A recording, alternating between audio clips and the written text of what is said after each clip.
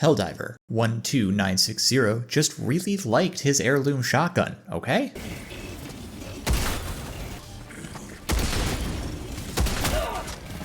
Have a taste of democracy!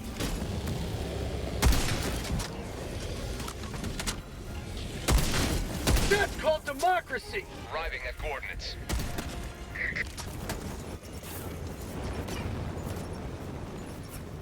Extraction complete. Pelican 1 beginning ascent.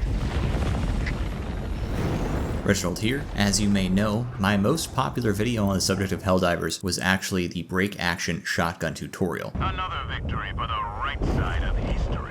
And fair enough, I don't think anybody else bothered to talk about it, and it's a pretty interesting little gun, so it's fun to talk about. As I was wrapping up that video, there was a discussion about how to work it into the formal support weapons kit. As I understand it, it's actually an original weapon from Helldivers 1, but I've not played that game. But since that time, my opinion has evolved a lot based on the comments I've gotten and my experience with the game. I've got a new proposal on how to make the break action shotgun a full-fledged support weapon for your average local Helldiver, and how to make it fun and unique at the same time. One of the problems that Helldivers has is a little bit of a lack of mechanical complexity to its firearms. There's really not a lot of decision making to do. The guns are kind of all good against kind of everything. There's light armor or medium armor penetration, and you kind of just shoot your enemy at the places you know your weapon will hit them effectively, or otherwise just pick a different gun. So what I'm thinking as a potential solution to this problem, at least in some small part, as well as a good way to make the break action shotgun actually useful as a support weapon that you would take with you intentionally on a mission, is to look at the ammunition that the weapon uses and make it modifiable on the fly in game. Now, most games don't even bother with this kind of thing when it comes to shotguns. There's really just the shotgun has the shotgun bullets it has, and that's the end of the story. Or alternatively, they have some sort of cumbersome and unpleasant inventory system that requires you to manually load different shells at different times. Both are really unpleasant. However, the break action shotgun is in kind of a unique position. You see, for real shotguns in real life, one of the great advantages of a shotgun is being able to load specialized ammunition for use in different use cases. The break action has 2 shells, and you can eject 1 shell and reload a single shell. The animation is already present for that. Now, right now it's only used because you can fire 1 shell and then reload, but hear me out. Helldivers has this lovely, quick, easy access reload menu, which you can click through various options for weapons. Currently, the only options are burst fire and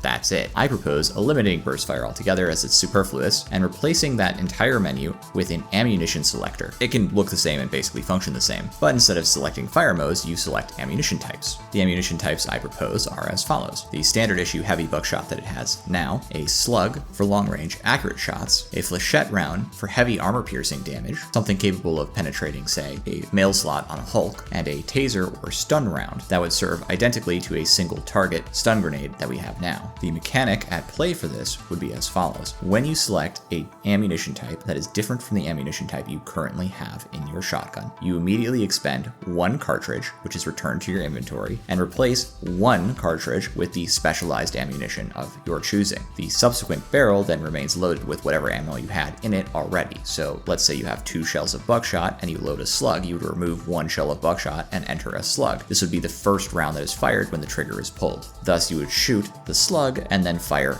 a buckshot round immediately after. If you want to clear both barrels and load the new ammunition type you currently have selected, you would hit reload again, and then you would reload the gun with the new ammunition type. Now, I know this is going to sound a little fiddly, but just bear with me for a second. Let's say you wanted to stun a Hulk and then damage the Hulk or kill the Hulk. You could select flechette rounds. You would then load 1 round of flechette ammunition. You could then hit the reload button to load a second round of flechette ammunition. You could then select a stun round, and you would load the new chamber, first chamber, with a stun round. Now you have your second chamber loaded with flechette ammunition and your first round loaded with stun ammunition, and all you have to do is shoot the first Hulk you see and stun it, and then blast it in the faceplate for an easy kill. Although admittedly, you'd probably want the flechette rounds to take about 2 at minimum to kill it, just like an AMR. There might be a better way to do this that I haven't thought of. Obviously, it seems a little fiddly, but I think it's probably the best way to give you accurate control over what is in what barrel, right? I suppose if you want want to get really creative, this just popped into my head, you could have it be that there is actually 2 menus for ammunition and you control each barrel independently, one with the right click and one with the scroll wheel, as it is now. In fact, that might be much better as a solution because it allows you to constantly control how you are reloading the weapon at all times. All ammunition would pull from the same pool of ammunition, so we wouldn't worry about the fiddly details of what you're carrying around. That's just not worth it, and it is just a game after all. The final idea I'd like to put to paper here is the way you acquire this weapon should be different. Rather than getting it through purchasing it from the shop or whatever, you have to actually find it on mission and complete the mission to unlock it. Make sure it's clear to the players by creating some sort of achievement for it or whatever, or some other method of letting the players know, but the point would be that you'd have to actually play with the thing and then you could have it in your inventory as a support weapon to call down whenever you want. This just makes it a little bit more unique as part of the experience and is a little bit more entertaining, I think. Like I said, this is going to be a short one from me, so I hope you have a wonderful day. Thank you all so much for visiting. Bye-bye.